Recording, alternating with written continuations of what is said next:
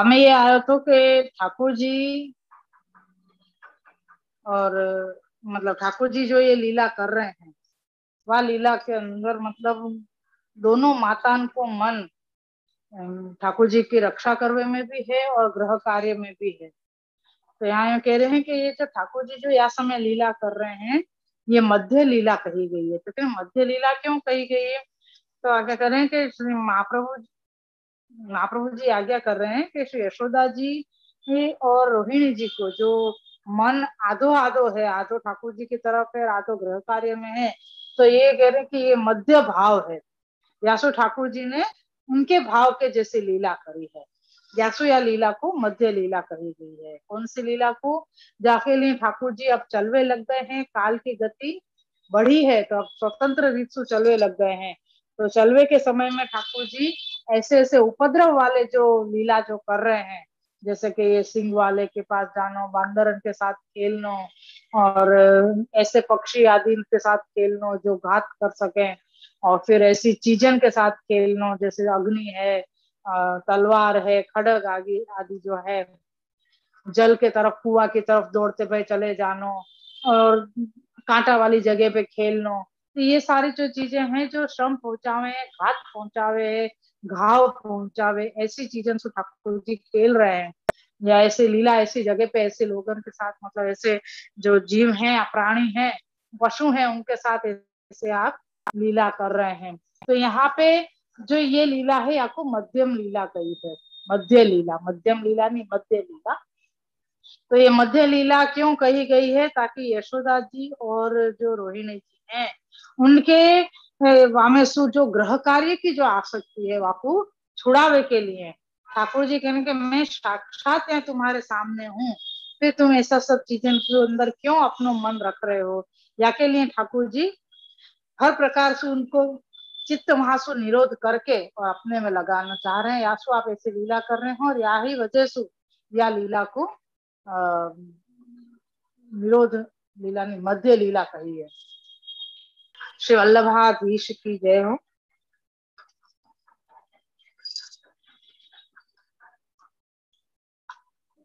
श्री कृष्णाय नमः। श्री गोपीजन वल्लभाय नमः।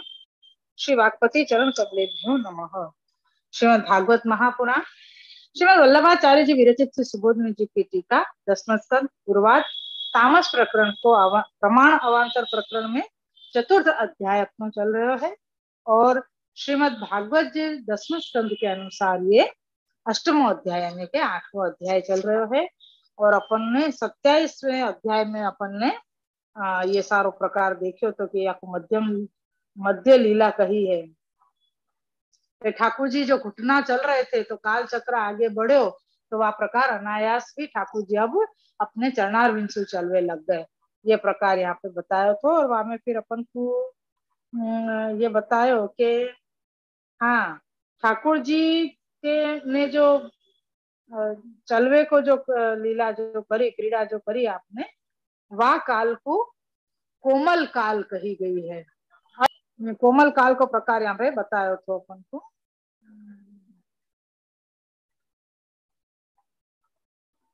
अपन ने मेरे को लगे कि ये 26वां श्लोक अपन ने यहाँ पे पूरा कियो तो कि मध्य लीला कही है या को। और हाँ, ये 26वें श्लोक में ही हती। वाके बाद अपन ने 27वां श्लोक शुरू कियो तो वो थोड़ो सो ही अपन ने लियो तो ठाकुर जी स्वेच्छानुकूल काल में सर्व कार्य करते हैं। इस प्रकार माताओं का मन एक क्षण भी स्थिर नहीं रहता था। यानी न तो माताओं को काम गृह कार्य में ढंग से लगता तो, और न ही ठाकुर जी की बालक श्री कृष्ण की रक्षा करने में लगतो तो ऐसी स्थिति अभी यह समय ठाकुर जी ने उन दोनों माताओं की कर दी थी कि कहीं भी उनकी स्थिरता चित्त की नहीं हती। वाके बाद अपन ने 27वें श्लोक में देखो तो कि ठाकुर जी जहाँ प्रयोजन से लीला कर रहे हैं वो प्रयोजन अल्प ही है। अल्प ही है मतलब अल्प यानी थोड़े समय के लिए आप ब्रज में विराजे हैं, तो वहां पे बहुत समय तक अगर आप लंबो क्रम के हिसाब से आपको काल धीरे धीरे चलेगो तो योग्य नहीं है। या वजह से अल्प काल है तो काल भी यहाँ पे जल्दी चल रहे हो यूं कह सके। तो वो अल्प काल है जो गोकुल की अपेक्षा अनायास घुटरून चलते हुए आप फटाफट चरणारविंद भी आप चलवे लग गए, ऐसो काल को चक्र आपने चलायो है, यूं बताया जा रहा है यहाँ पे कि अतः अल्प काल ही समय में गोकुल में अन्य की अपेक्षा बिना अनायास ही पैरों से फिरने लगे। जैसे काल क्रीड़ा में करण था, यानी काल के अनुकूल होके आप क्रीड़ा कर रहे थे, वैसे ही अब यहाँ पे चरण के हिसाब अब यहाँ पे चलवे लग गए, तो अब वो चलनो करण है।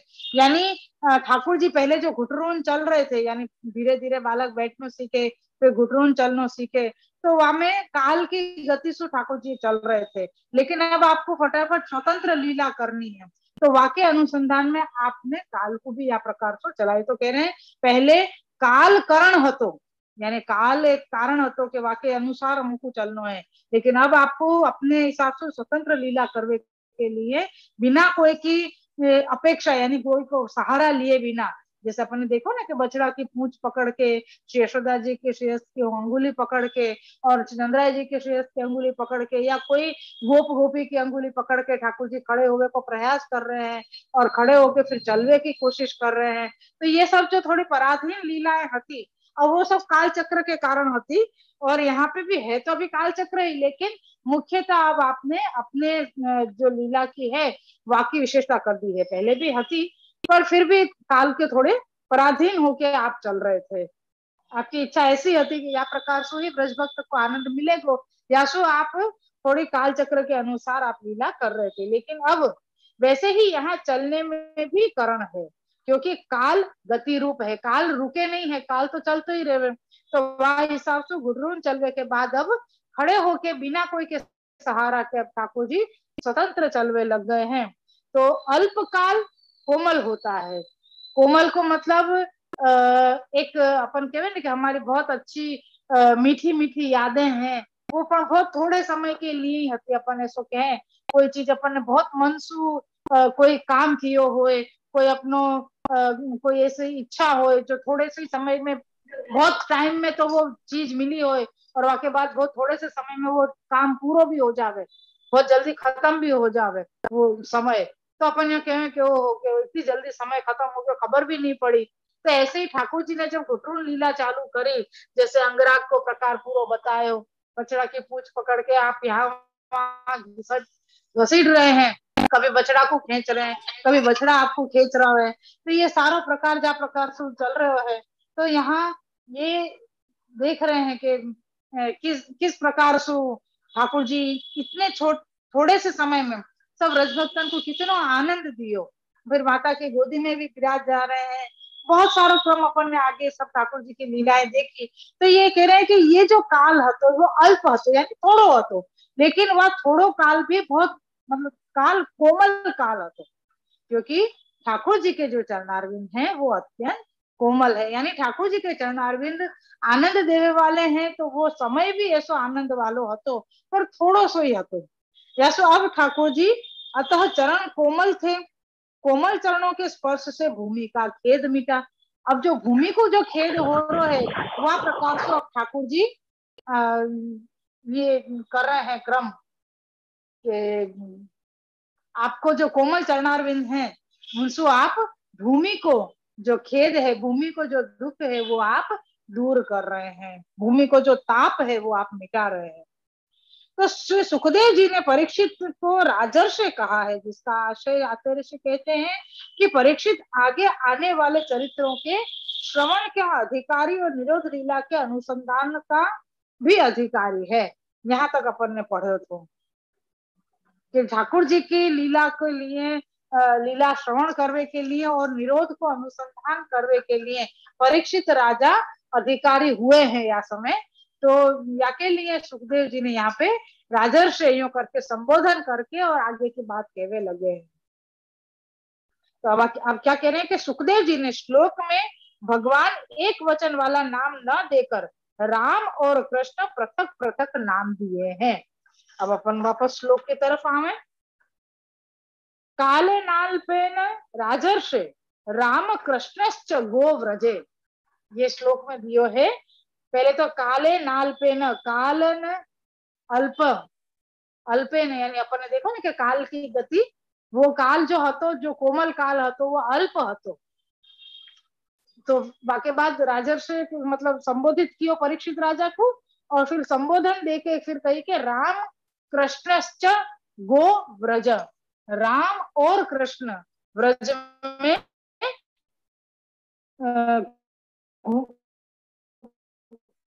फिर लग गए हो अपने चरणारविंद से स्वतः। अब यहाँ पे कह रहे हैं कि सुखदेव जी ने श्लोक में एक वचन यानी दोनों ही स्वरूप को एक करके यहाँ पे नहीं बता के, और दो नाम अलग अलग दिए, पृथक पृथक मतलब अलग अलग, पृथक तो मतलब है अलग नाम दिए। तो क्या नाम दियो, तो कि राम और कृष्ण। उसका आशय यानी भाव यह है कि सुखदेव जी ने राम नाम से यह बताया है कि जब भगवान का योगी जन ध्यान करते हैं तब भगवान उनके बाहर के लौकिक विषय का त्याग करके भीतर अलौकिक रमण कराते हुए उनको आनंद देते हैं और भीतर के मन को बाहर लाते हैं। इसलिए भगवान को राम कहते हैं। बहुत ही अद्भुत और बहुत सुंदर बात बताई। क्या बता क्यों दियो, दोनों को राम कह देते या दोनों को कृष्ण कह देते, क्योंकि एक ही स्वरूप है। शुरू से अपन ने देखियो ना कि ठाकुर जी ने अपने अंदर ही संकर्षण जी व्यू को अंतर्हित कर लियो है। या समय साक्षात स्वरूप से ही आप सब खेल कर रहे हैं, क्रीड़ा कर रहे हैं, दोनों ही स्वरूप में आप ही विराज रहे हैं।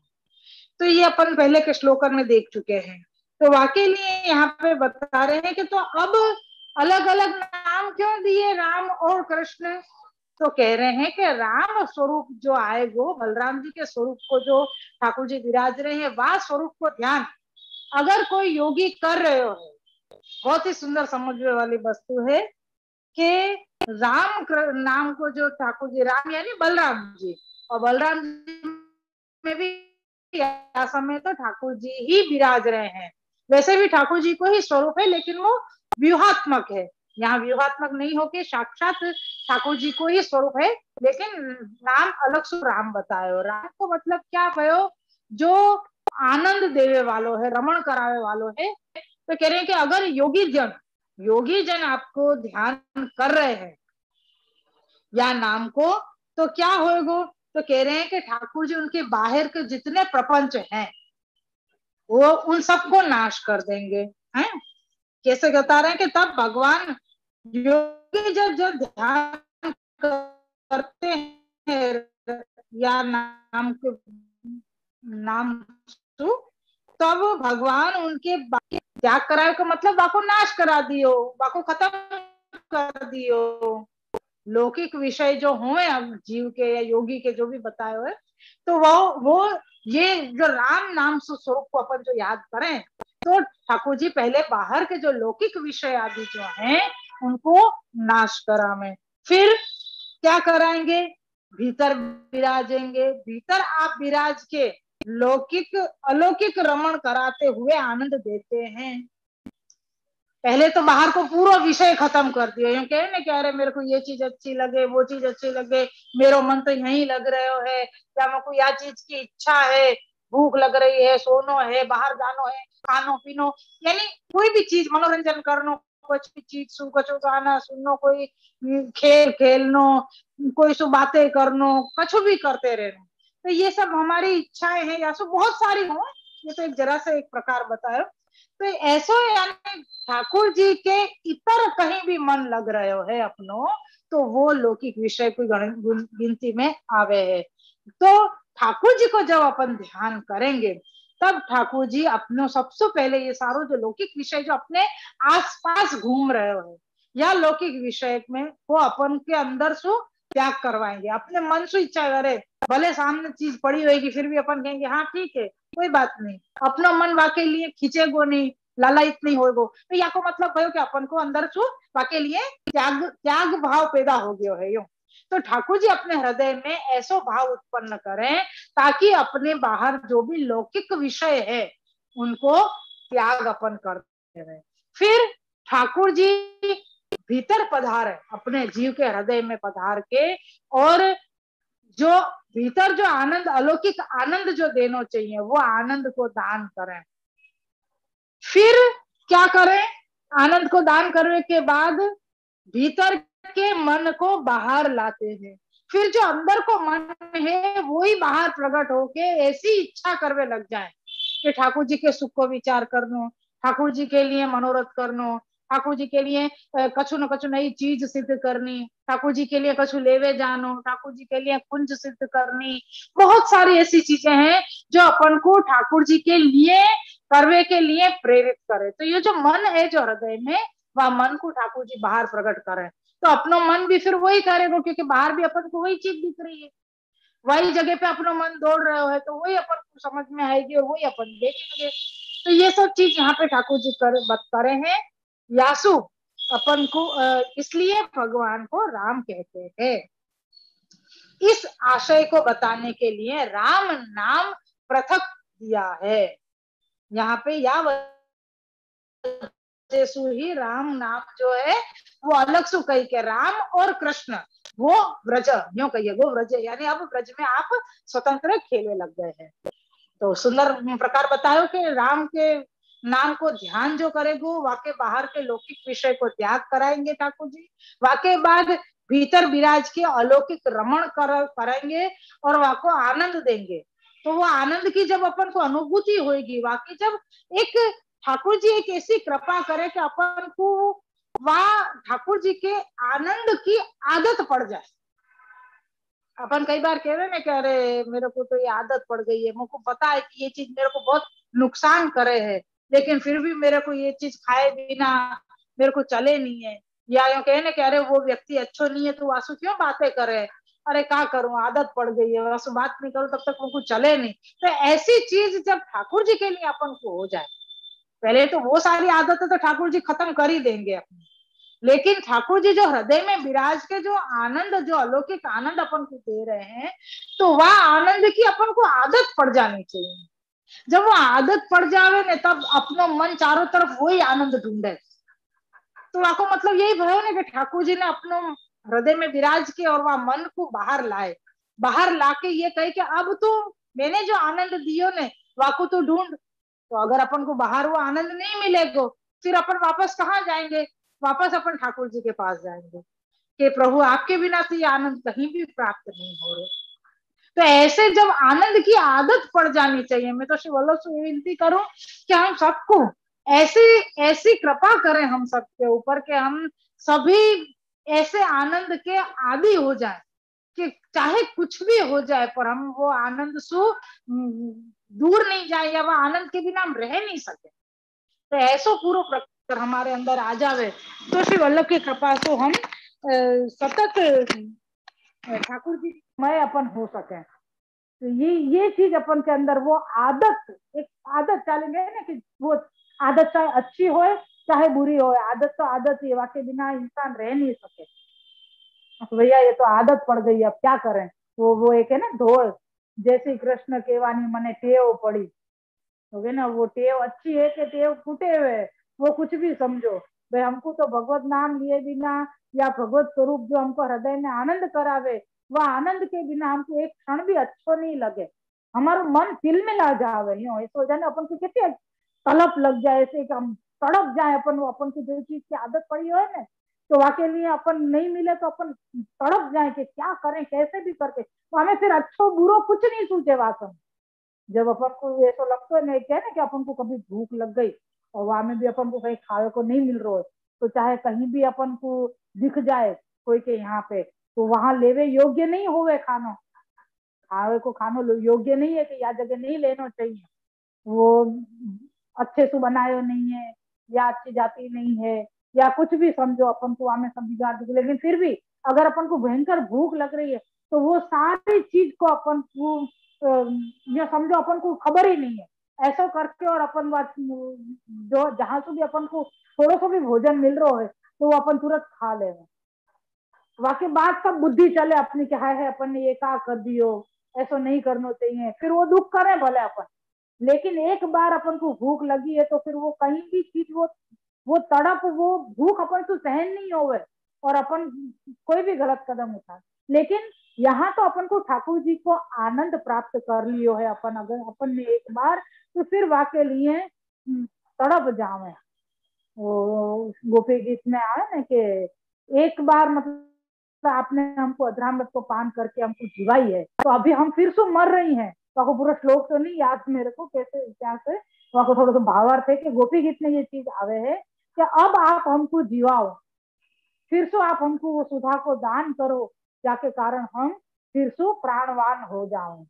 तो ये प्रकार के यहाँ पे कह रहे हैं कि ठाकुर जी के ठाकुर जी पहले तो अपन जब अपन ध्यान करेंगे ठाकुर जी के या नाम को, ठाकुर जी के स्वरूप को, तब ठाकुर जी अपने आसपास के जो बाहरी लौकिक विषय, बाहरी ये शब्द दियो यहाँ पे आचार्य जी ने कि आपको आशय ये है कि बाहरी जो लौकिक विषय हैं उनको त्याग कराएंगे ठाकुर जी, वाके बाद भीतर अलौकिक रमण कराते हुए आनंद देंगे। फिर भीतर के मन को बाहर लाते हैं। भीतर को जो मन है, आर्द्र मन जो भींज गए हुए ठाकुर जी के आनंद रस से, वो भींजो हुआ मन से जब बाहर आवे तो वो फिर सूखने की इच्छा नहीं रखते, वो सदंतर भींजो ही रहना चाहे। तो यह प्रकार से फिर वो आनंद को ढूंढे है मन, तो जब ढूंढने की कोशिश करेगा तो फिर यह प्रकार से ठाकुर जी के आनंद के लिए तड़पे को, तो ठाकुर जी तो कृपा करेंगे ही करेंगे, क्योंकि भक्त को तड़प तो आप नहीं देख सके। तो ऐसा ही है कि जैसा कि इस आशय को बताने के लिए राम नाम पृथक दिया है, या तो यहाँ पे राम नाम अलग से बताया गया है, क्योंकि उस स्वरूप से यहाँ यह लीला भी हुई है। जैसा कि अंतःस्थित रूप से रति के उत्पादन की सामर्थ्य एवं मन आदि को बाहर निकालकर परमानंद रूप आनंद दान सामर्थ्य भी प्रकट की है। ये जो दो लाइन आई ना, वाको अपन आगे को जो श्लोक अपनो आयो थे वाके अनुसंधान में मैं समझाऊं कि प्रभु कृपा सु कि क्या आयो थे या मैं अपन को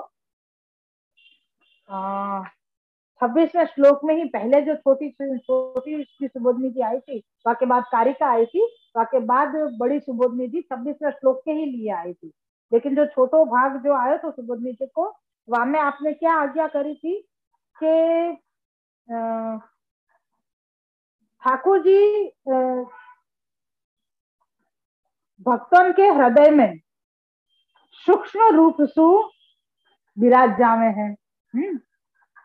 और ठाकुर जी की जो लीलाएं हैं वहां में आप विश्वास उत्पन्न करावे हैं। ये अपन ने पहले देख लियो है, वही मैं पहले वाला पढ़ रही हूँ।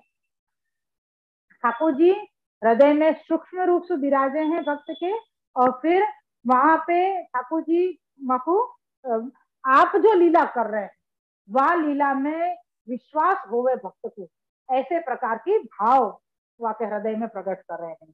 वाके बाद जब वाकू सब विश्वास हो जाए कि अरे ये तो ठाकुर जी कर रहे हैं, या ठाकुर जी के अलावा ये और कोई कर ही नहीं सके, ये जब सारा विश्वास हो जावे तब वाके जो भी विघ्न है तो वो सारे विघ्न दूर हो जाए, क्योंकि ठाकुर जी की लीला में विश्वास हो गया ना। विश्वास होयो तो ठाकुर जी और अनुकूल है, ठाकुर जी वश हुए ना, तो वो वश होने के कारण और जो लौकिक सारे विघ्न आते वो सब हट गए। वाके बाद क्या भयो कि वाके बाद दूर होते ही सारे विघ्न दूर हो गए, फिर स्वकीय इष्ट रूप का उनमें आविर्भाव करते हैं। यानी वाके बाद ठाकुर जी अपने पूर्ण जो इष्ट है, यानी जो भक्त को प्रिय है, वो स्वरूप उनके हृदय में स्थित करा दे रहे हैं। तो वही चीज यहाँ पे बता रहे हैं कि यहाँ पे ये जो नाम दियो है ठाकुर जी को, वो यासु अलग दियो है राम को नाम के वो हृदय में मन ठाकुर जी के आनंद से ओतप्रोत हो जावे, वही प्रकार को मन बाहर आवे है। ठीक है, ये समझ लियो। फिर यहाँ पे यही प्रकार से लीला हुई है, यहाँ पे यही प्रकार से लीला हुई है। कैसे? जैसा कि अंतःस्थित रूप से, अंतःस्थित रूप कौन सा भयो?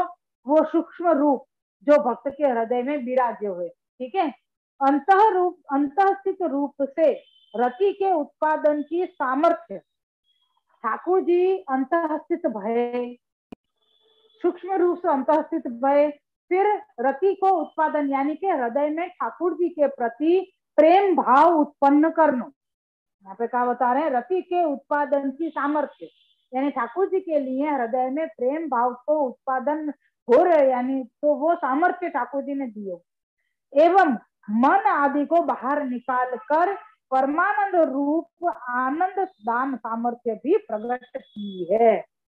ठाकुर जी मतलब ये बिल्कुल वही प्रकार है, पहले सूक्ष्म रूप से ठाकुर जी हृदय में विराजे, हृदय में विराजे के बाद ठाकुर जी ने भक्त को अपनी लीला के ओत प्रोत कर दिया, यानी विश्वास तो करा ही दियो, साथ में वाकू वो ऐसा आनंद दियो कि वो वह आनंद में से बाहर निकलना ही नहीं चाहे, वो अपने आनंद में से बाहर नहीं निकलना चाहे, तब ठाकुर जी अपने पूर्ण रूप वाकू वाके हृदय में स्थापित कर रहे हैं, तब वाकू परमानंद रूप आनंद को प्राप्ति हो गए है। तो वही कह रहे हैं कि ठाकुर जी अंतःस्थित रूप से रति के उत्पादन का सामर्थ्य दान करके एवं मन आदि को बाहर निकाल कर परमानंद रूप आनंद दान सामर्थ्य भी प्रकट की है।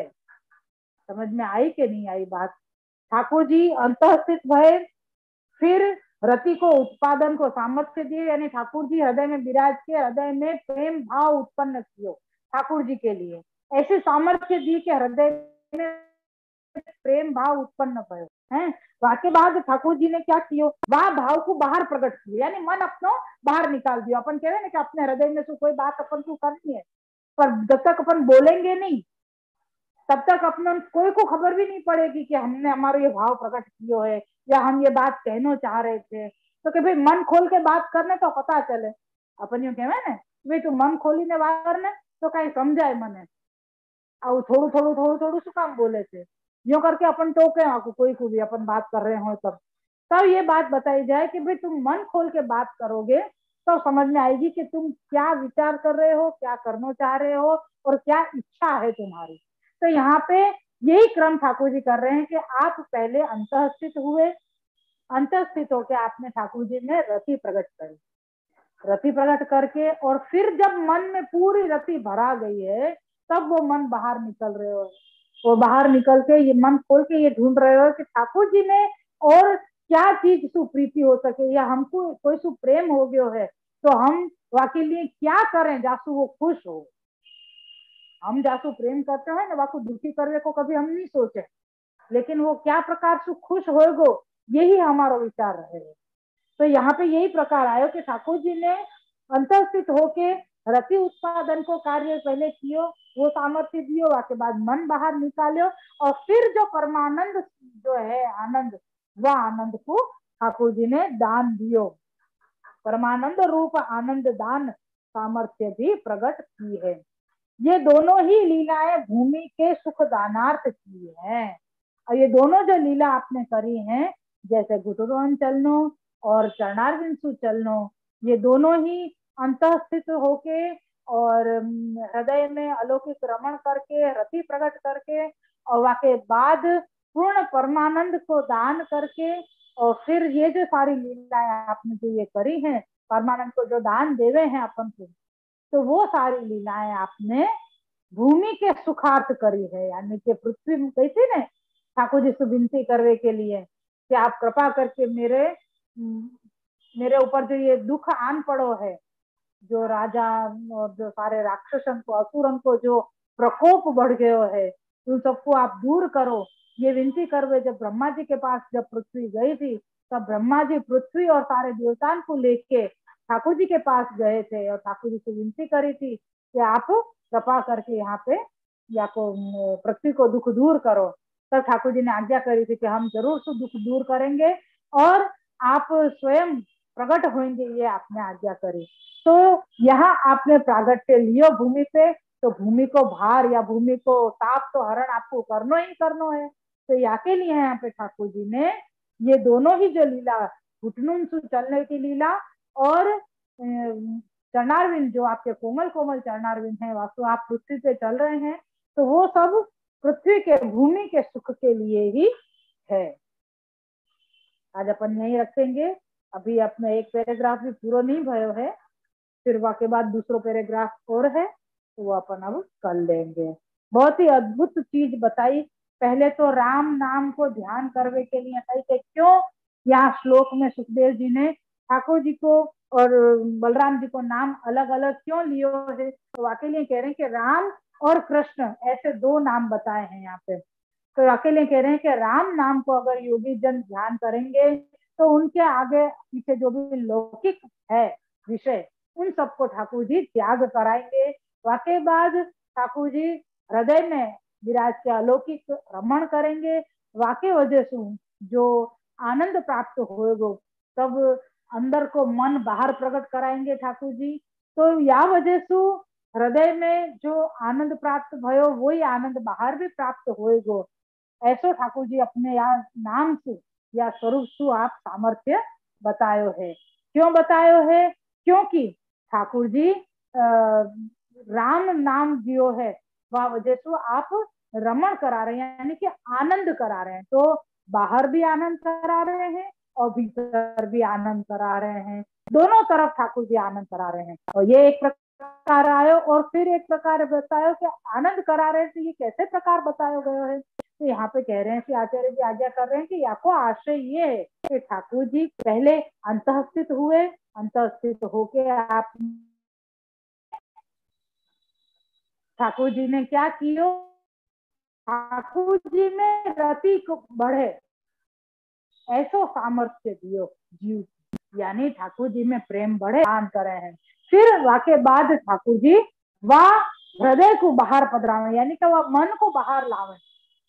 जो ठाकुर जी ने जहाँ सुख दियो है, जहाँ आनंद कियो, जहाँ रमण करायो, जहाँ मन को, वह मन को ठाकुर जी बाहर प्रकट कर देने हैं भक्त के मन को। हो तो वो भक्त के मन को बाहर प्रकट करने के बाद में जब वो ऐसे ही आनंद की इच्छा और रखे है भक्त, तब ठाकुर जी वाकू वही प्रकार को परमानंद रूप जो आनंद है वह आनंद को दान करे हैं। ऐसो क्रम ठाकुर जी करे हैं, क्योंकि भूमि के लिए आपने ये दोनों ही कार्य किए हैं। श्री वल्लभाधीश की जय। तो ऐसा नहीं कि जैसे दो बच्चा हो, कोई ने गलती करी हो तो एक बच्चा जो समझदार हो आपको लड़ दियो हो तो दूसरा वाला बच्चा अपने आप सीख जाए, ऐसा क्रम है। तो ऐसे प्रकार से कि यहाँ पे जैसे अपन ने पहले ही श्लोकन में बहुत गए, या के पहले वाले जो अध्याय है तो प्रणावत वध वालो, और तो वामे अपन ने देखो कि नंदराय जी गोपन में मुख्य बताए हैं और श्री यशोदा जी गोपिन में मुख्य बताए हैं। तो उनको निरोध सिद्ध होएगो तो और सारे गोपिन को भी हो जाएगा। यहाँ पे विशेष करके माता के लिए बताया है, लेकिन साथ में और भी सब गोपी जनन के लिए भी बताया है। ये सारो निरोध एक प्रकार से हर एक जीव के लिए है, ये समझ लेना चाहिए। अकेलो यशोदा जी के लिए है तो यशोदा जी को ही ध्यान में रखो, अच्छा ये तो उनको ही करवे को, हमको नहीं करना है, या हमको समझवे को नहीं है, हमारे जीवन में उतारवे को नहीं है, ऐसा नहीं है। यशोदा जी तो साक्षात ठाकुर जी के सम्मुख में हते, उनको निरोध सिद्ध करवे की भी आपको जरूरत नहीं थी, क्योंकि वो तो वैसे ही फल प्राप्त कर चुके हैं।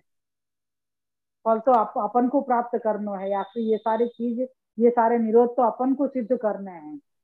हाँ एवी रीते છે, પણ એમાં એ अलग अलग પ્રકારના છે ને। હવે તામસ ભક્તોનું अलग કરે, એમાં તામસ તામસી છે, તામસ રાજસી છે, તામસ સાત્વિક છે, એ બધાનો अलग अलग પ્રકાર જે આવતો હોય તો એ પ્રમાણે अलग अलग પ્રકાર બતાવે। પણ એમાં પણ યશોદાજીનું ને એમનું મુખ્ય આવે એટલે આપણે લગભગ બધા જ ગોપીજનોનું સમજી લેવાનું એમ। જે કુમારિકાઓનું આવ્યું એ તો આપણે પેલા જોઈ લીધું આગળ કે ભાઈ એ લોકો એમ કે એમનું આવ્યું અને પછી આસપાસ જે પણ ગોપીજનો હતા, જે આપણે કીધું કે જે બધી નિર્બલ છે, ઘરની બહાર નથી નીકળી શકતા, એમના માટે ઠાકોરજી ત્યાં સામે પધારીને લીલા કરી રહ્યા છે।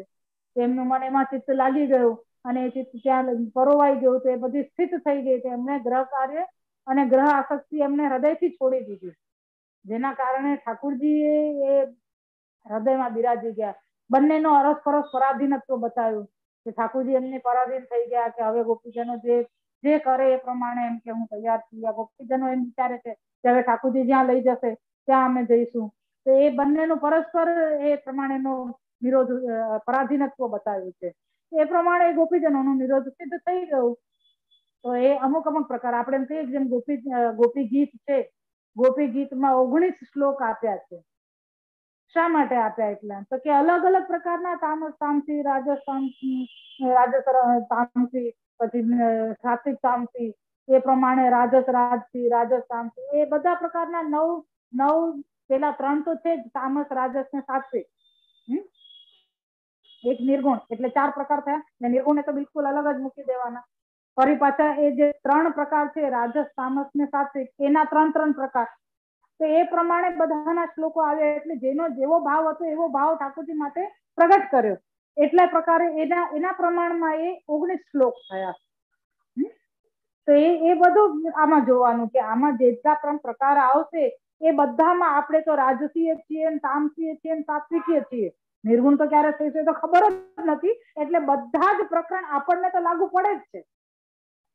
જેટલા પણ અધ્યાય આવે છે બધા પ્રકરણ આપણને તો લાગુ પડે જ છે. એટલે આપણે તો મુખ્ય એ જ જોવાનું છે કે આમાં આપણે જીવનમાં શું ઉતારીશું, આપણે શું કરવાનું છે, એ આપણે મુખ્ય સમજવાનું છે. આની અંદર એ વિષય આપણે વિચારવાનો છે. આપ માતાનો નિરોધ સિદ્ધ કરી રહ્યા છે કે અત્યારે જે આજ્ઞા કરી કે જે માતાઓનો હજી ગ્રહ કાર્યમાં આસક્તિ છે એટલે એમનો નિરોધ સિદ્ધ નથી થયો, ગોપીજનોનો થઈ ગયો. તો એ કેવા પ્રકારના ગોપીજનો છે એની ચોખવટ નથી કરી, પણ આપણે એમાં સમજવાનું એટલું જ છે કે અસંખ્ય ગોપીજનો હતા ને, અસંખ્ય ગોપીજનો છે.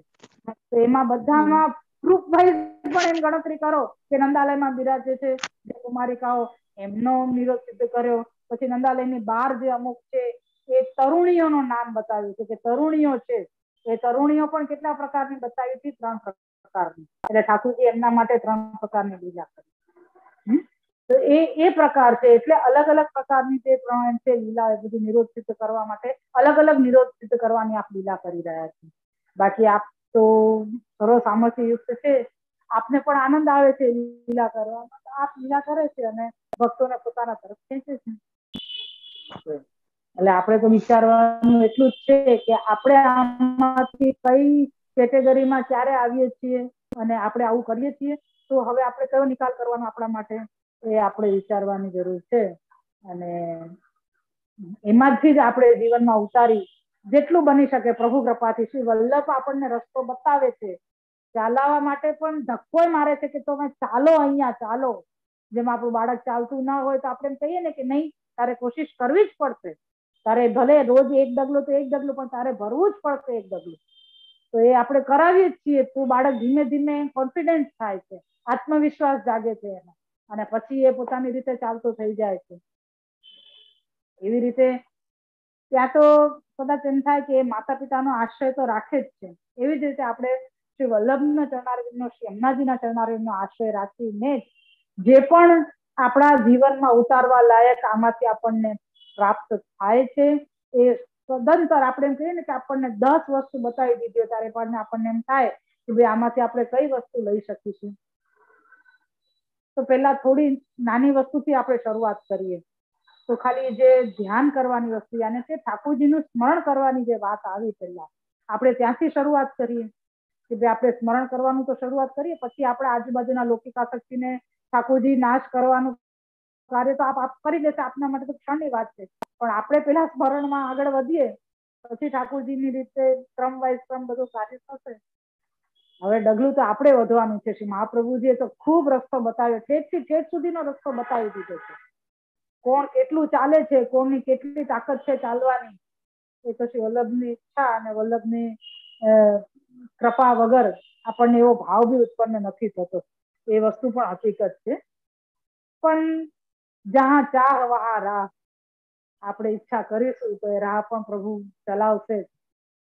વલ્લભને વિનંતી કરીએ કે આપણા હૃદયમાં પણ આપ બિરાજી અને એવો આનંદ એ કરાવે કે જેની આપણને આદત પડી જાય. એ આદત એવી પડે કે એના વગર આપણે રહી ન શકીએ. પેલા એ આનંદનો સ્વાદ તો ચાખીએ જેના વગર રહેવાતું નથી, જે ગોપીજનો રહી નથી શકતા. એ આનંદ કેવો છે જે નંદરાયજી યશોદાજી રહી નથી શકતા આપના વગર, એ કેવો આનંદ છે જ્યાં સખાઓ રહી નથી શકતા. સ્વામીજીઓની તો વાત કોઈ કરવાની કોઈ સવાલ જ નથી. ગોપીજનોના પણ જે દાસો હોય, સેવક હોય, એમના જેવો પણ ક્ષણિક ભાવ બી આપણી અંદર આવી જાય તો આપણું આ જીવન ધન્ય થઈ જાય.